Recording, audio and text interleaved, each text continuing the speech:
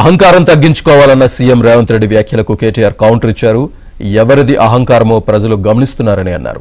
విజయ గర్వంతో కారును ఎలా ఊరేగించారో అందరూ చూశారన్నారు.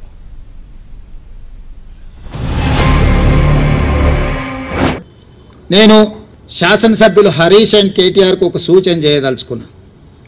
హరీష్ రావు గారు, మీ అసూయను కొంచెం తగ్గించుకోండి. కేటీఆర్, నీ అహంకారాన్ని కొద్దిగా తగ్గించుకో.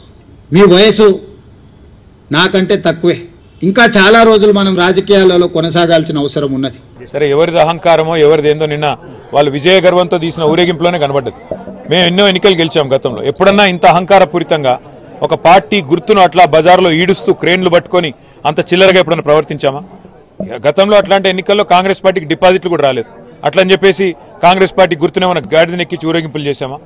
అహంకారం ఎవరిదో, ఆత్మవిశ్వాసం ఎవరిదో, భవిష్యత్ ఎవరిదో తప్పకుండా తెలంగాణ ప్రజలు నిర్ణయిస్తారు.